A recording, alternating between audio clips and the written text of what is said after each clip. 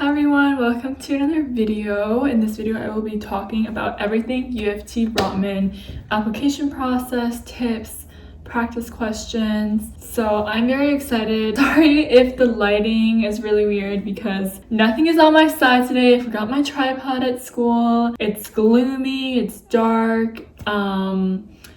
And yeah, nothing's just on my side, but we're gonna work with it to give you guys a video. Before I start, I want to let you guys know that I'm hosting my very first webinar on December 29th from 9 to 10 p.m. EST. And during this webinar, I will be reading all the essays that got me to schools like Schulich, Rotman, IB, Queens, and having a Q&A where I answer all of your questions, as well as helping you identify the best ECs to write about and sending out resources after with lists of possible questions that could be asked during interview. So sign up with the link in the bio. First of all, I'm going to talk about the application process very quickly. If you want a very in-depth explanation of how the application process works in Canada, then please check out my video that I made, an entire video on everything you need to know. Here, I forgot where it is. I also have some general tips on top business school programs in Canada, so I will also put that here, and be sure to check that out and then come back to this video. So I'm going to talk about the application process for T Rotman very quickly. Again, we have the 101 application, so this is for Ontario high school students. You have the 105, this is for international and out-of-province students. Then the next thing you do is go on the site called OUAC, you sign up, you make your account, and then you select the Faculty of Arts and Humanities at the St. George program, and then choose Rotman from the list of programs. So U of T does have 3 different campuses, so you have to make sure if you are aiming for Rotman to choose the St. George campus. And then so Rotman Commerce obviously receives a lot of applications, so it is very important that you also have a strong standout supplementary application. So how does the supplementary application work? The supplementary application is a great opportunity for you to stand out if you have a lower average. I know in a lot of other schools, actually a lot of universities in Canada, they will just look at your grades, and then the higher your grade, the more likely it is that you're going to get in. So very simple and easy to understand correlation, but due to the competitiveness at Rotman, they have so many applicants, thousands a year, they will not just look at your grades. As I said before, they really look for this well-rounded candidate, so they recommend you to have a mid-80 average at least, but it's very flexible. So you could have a flat 80 at very strong extracurriculars and still get in, and even beat someone with, let's say, a 95 average but very weak extracurriculars. Another thing I want to mention about the extracurriculars is there's the definition of weak and strong is very subjective, and if you're the leader of a club, it doesn't necessarily mean you have strong extracurriculars. You could be working at McDonald's and have a strong extracurricular essay based off of how you portray your story. So it's a mixture of the position you held, but also how you speak about it and showcase how it impacted you. Okay.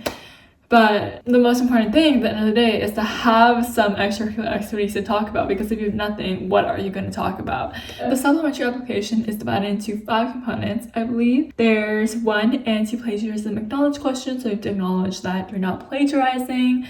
And then there's a written question, a video question, 2 random written questions, and then another random video question.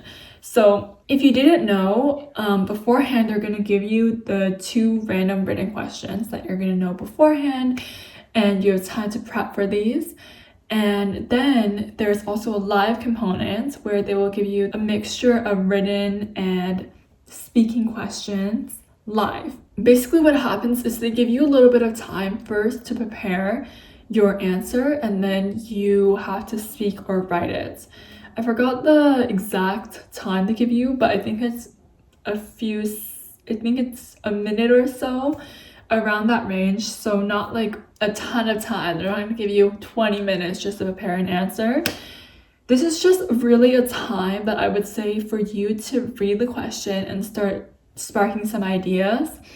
and to calm yourself down and put yourself in a good, mood. I would say utilize that time very effectively and try to pick a topic to write about in that time. And I know it sounds very stressful, but it's really good to use that time to think and to understand the question. And then when you actually start speaking or writing, you have like a general topic you can talk about and you're not wasting time then thinking. The entire assessment will take around half an hour to complete, so not super long. It's just really designed to give you a great opportunity to showcase your experiences, interests, leadership potential, and your other skills. I will get into some tips for this later on, so be sure to stick around. Deadlines I will also quickly touch on. So basically the entire supplementary application will be submitted through this external video platform, and the early consideration date is December 15th, and then the normal consideration time is February 1st, 2023, I believe. What is the distinction between submitting an early application and not submitting an early application? So if you do submit an early application, all it means is that your application will get reviewed first and you have a greater chance of getting sent an offer earlier than applications who apply on February 1st. So to reiterate, submitting it early will not impact your admission decision or give you a higher chance of acceptance. All it means is if they do decide to accept you, you might receive your offer earlier than others. This doesn't always hold true. I did early admission and I didn't receive it until like April or something. Yeah. If you want to look at my reactions, please check it out. It was my first video I ever uploaded on YouTube, so please ignore the bad editing, but I thought it would still be fun and to show you guys my application process. Okay, for the next part of the video, I will be passing off this part to my colleague, Emily, to talk about specific tips and tricks for this interview style question at Rotman and how to stand out. How do you stand out and differ yourself from the rest of the 1,000 applicants? To you, Emily. Thanks, Emily. What a great question. So I want to first start off with one of the questions that I personally got. It was the one that I had time to prepare ahead of time. So it was basically talk about 2 extracurriculars as in clubs, paid, unpaid employment, community involvement, etc. you've done within the last 4 years, describing what the activity is, how long you've been doing it, your role, and things you've accomplished. Due to the limited number of words, I believe it's around 150 words limits that they ask from you, it's not enough time to really put out a whole story, especially because they say talk about 2 extracurriculars, so that's around 75 words each, which is so little. So I think the main thing here is to pick a strong activity and really showcase your ability to communicate well in a concise manner. And I think it's less about the story and more about the impact you made, and showcase what it meant to you, how you made an impact, and really quantify your answer with those numbers. So again, not really about the story or the hook or anything like that, more about the impact and what the activity was and what you did. Is showcase your communication skills and showcase that you are someone who, pursuing business, can write in an effective, clear, and engaging manner. So even though you're not telling a story, you still want to be engaging. And how are you going to do this? If you want to look at an example that I wrote for this question, I'll be reading it out loud at my panel that I'm hosting, so sign up down below. At this panel, I will also be helping you to pick out some activities in case you don't know, what activities you think have best made an impact, so we can discuss and pick a few good activities if we have time at the end of the panel. My recommended template for this question is to briefly describe your activity organization, your role, state, when you did the activity, the commitment, example 10 hours a week, and then do a noteworthy outcome at the end. So this is really the part where most of your words should be, and this is where you're going to describe what you achieved in the activity, the skills you built, how you can bring those skills to the Rotman community, and also state how it will help you if you get accepted. A lot of things for so few words, and I think that's really part of the challenge. When you are briefly describing the activity, organization, and your role, it should be one sentence, one engaging sentence. So for example, I never knew how much my life could change by joining DECA as the president. I will give more examples and help you guys with it at the panel. There are a lot of people who do. In early grade 12, I founded the Impact Climate Change Club, and that's totally fine, but it's just a little bit boring, you know? And I'm someone who doesn't like being boring. Okay, so I want to really stress the importance of being articulate and engaging. You can be saying the most boring thing, but still make it sound engaging. Or on the vice versa, you could be saying the most engaging thing, but sound boring. So as an example, for example, if I was saying, pretend this is the sentence. Okay, I'm gonna put it here. And then there, you can say it as, in grade 12, COVID changed my life. Or you could say it as, in grade 12, COVID changed my life. So you see how it's just a little emphasis on words, little pauses that really will make a difference.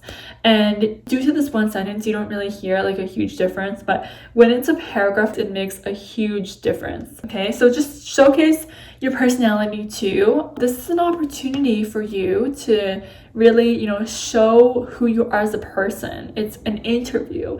And even though you're not, chatting back and forth with someone, you still have that opportunity to really showcase you're not a robot and that you have passions. I know it's hard to say, show your personality, but that can be doing small things such as smiling. When you are introducing yourself, another way to showcase your personality is to include some information that's not academic. Not like, I was just on the club at XYZ. Talk about your passions. Like, for example, for me, I would say something like, I really like going to cafes. A cool thing about me is I always like to try, new drinks every time I go, and I don't like to drink coffee, which I know is really weird because everyone loves coffee, but I actually don't.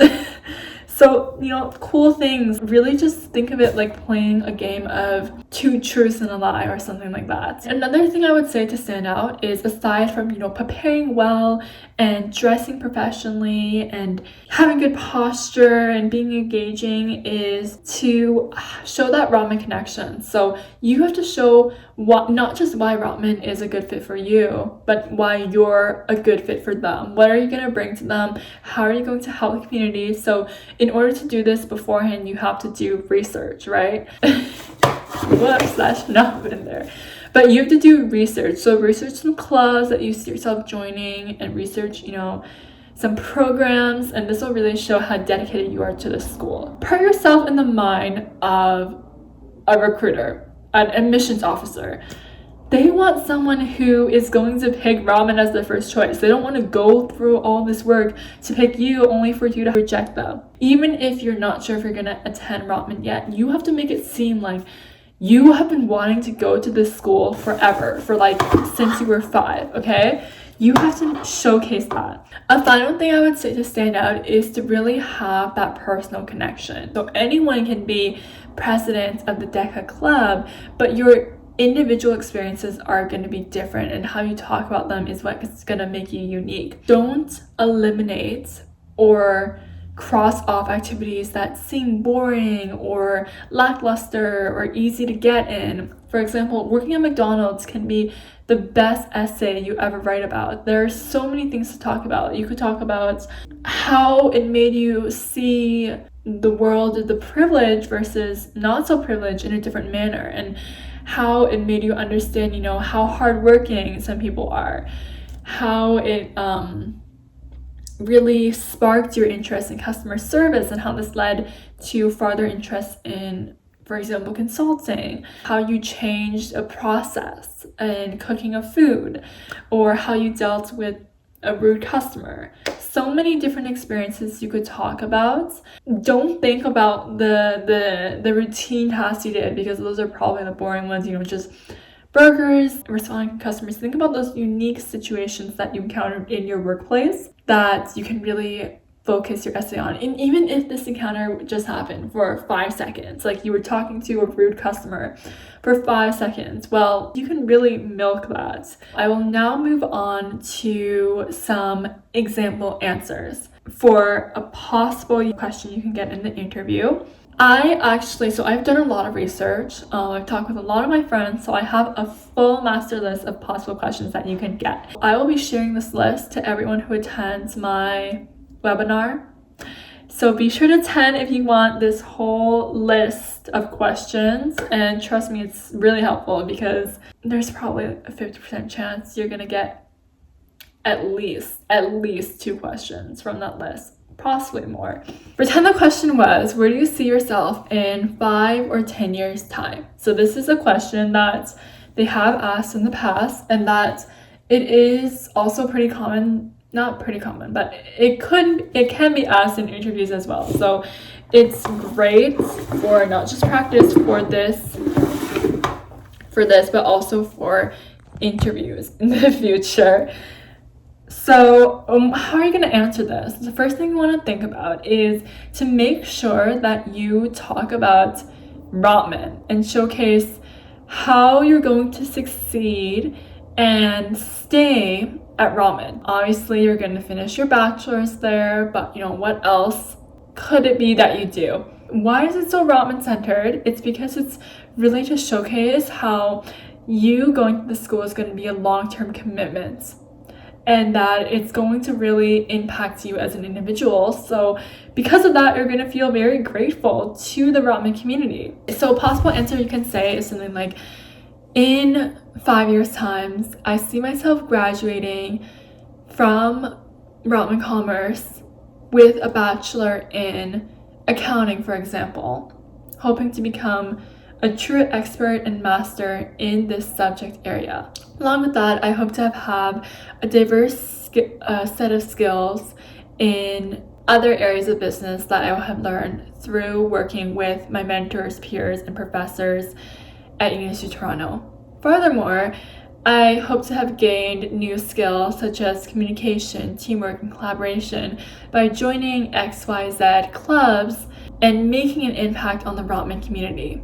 I hope to take these skills to my job market as I work with working professionals and get my CPA to help businesses succeed financially. I hope that in 5 years' time, I will immerse myself in a university experience that I can't forget and that I can share with future peers coming into the Rotman community. I plan to really understand my strengths and weaknesses and work on improving them, and look for opportunities to gain skills outside of business that align with my personal passions and that I can put in personal passion projects after I graduate. Something like that. You can probably come up with something better if you have a little bit of time to think about it and to write it out. But that's something you can say. That's all I have for you. Be sure to sign up for my webinar if you are interested in acing your application, and I will see you in my next video. Bye!